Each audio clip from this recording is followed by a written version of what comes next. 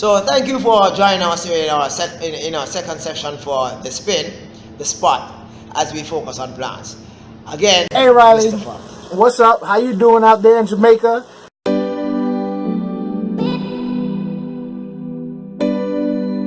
I also heard and experienced plants in pond and aquarium being host of many parasites. Right? I've brought home a few, of which I've shared with you in some of my videos with regards to plants in my pond, right? And many parasites and snails affect the quality of the water. It affects the fish stock. Yes. What do you think? Yes. I know firsthand. When I say firsthand, is because I experienced it in someone else's tank. Luckily, it's never happened to mine, and I'm guilty of not taking the safety precautions that I do with my fish as in when I get plants, and I really should, because the same illnesses and sicknesses that are in the water that affect the fish at the pet store are in the water that affect the plants, and maybe they may not kill your plants, they're on them. So transferring them plants into your aquarium or your pond, now you've transferred all that. Now there is a dip you can use to get rid of parasites and illnesses. I don't know what it is, and I think I feel confident enough right now in the plants that I have got that I would like to try a planted aquarium, and I'm gonna have to learn about this dip method, because I don't want to put all this effort into a planted aquarium and have it crash on me because or some illness just destroy it because I didn't take the safety precautions. Now I can tell you right now that's been on my mind, because I want plants from this aquarium to go into my planted aquarium, right? I've tested them.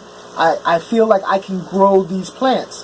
But if you see right here, I got ram's horn snails. There's a lot itty bitty teeny weeny baby ones, and if I take these plants out and put them in an aquarium, I'm transferring ram's horn snails too, and they multiply a lot.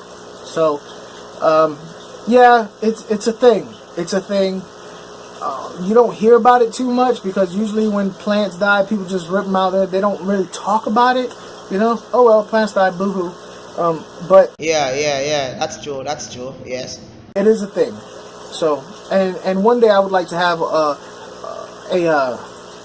biotope with wild discus and autumn angels and geophaguses, and I would hate for me to enter a $7 plant into the system and have it kill all my fish that are probably going to be expensive. Yeah, that would drive me nuts. How about the argument, Mr. Fong, right, that if you have too many plants in the tank, it will make it difficult to clean? Yeah, if you have too much plants in the tank or the pond, how are you going to clean it? Yeah, it does make it difficult to clean, because like I don't have a lot of plants. In fact, these are bare bottom tanks right here and right here, and my little baby things, where I have fry in there. I even have plants floating in there because the fry like to deal with them.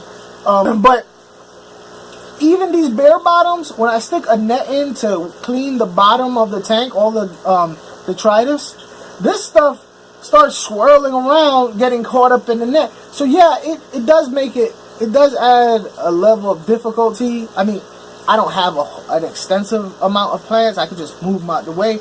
But I could see where, like, you see people on YouTube with these, where I wouldn't know how to do a gravel vac with a planted tank, and you have a carpeted aquarium, you know what I mean? Like the aquariums where it's all little teeny weeny, those baby tears everywhere.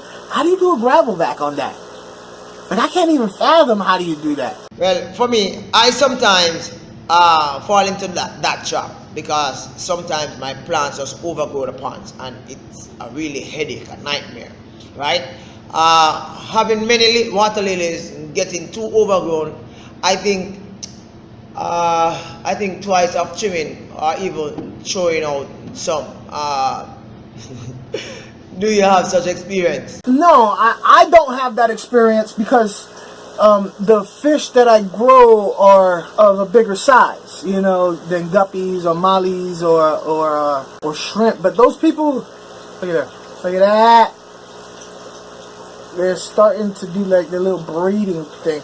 Anyway, let me get back. So I'm sorry, Riley. I'm gonna be looking at these guys, but I do see these guys with guppy grass and they have all these shrimps and stuff. How you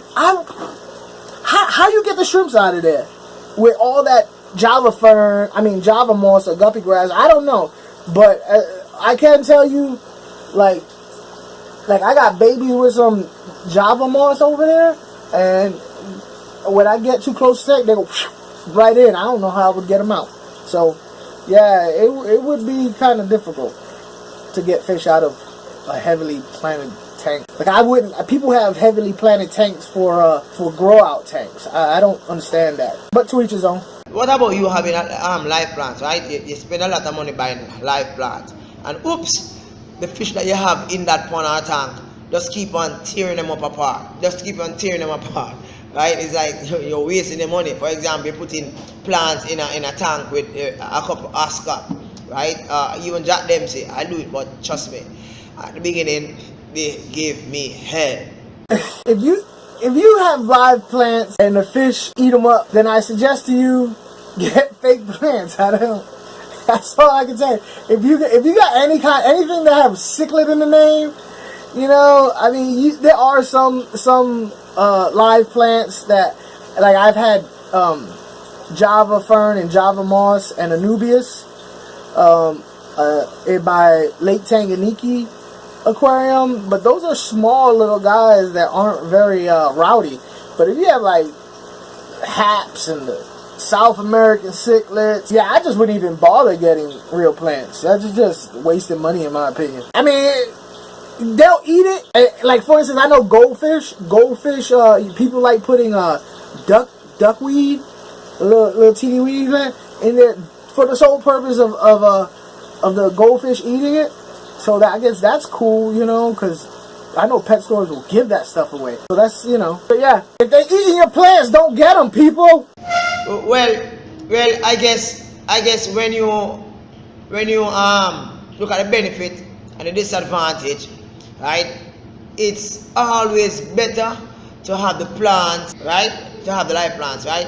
And not fast flowers, and not fast plants, right? Because there are several issues with having false plants, such as the plants actually damaging the fish, causing infection, fish die. You know, you lose a great deal of investment. So, listen, at the end of the day, I believe live plants in your aquarium, if you can get them, is a good thing. They do help with oxygenation and filtration. But just keep in mind that they are a living thing that have requirements that you may not be prepared for, and if you do too much at one time, then you could actually hurt the fish by, you know, there's so many chemicals and products and stuff out there. You might find yourself doing more harm than good. So I would suggest to you, start out small with one live plant, and if it does well, try another live plant. Do the cheap plants, do low light, do medium plants. You know what your lighting situation is. Before you do the low and the medium light plants, before you invest in some $300 light setup, and you still can't grow these plants. I did a video recently about how some angelfish, some people can't keep angelfish, and I don't know why, and that angelfish are just not for them. Well, plants may not be for you if they keep dying on you, and you're not prepared to take the steps that necessary for them to live. So, final thoughts is, try it.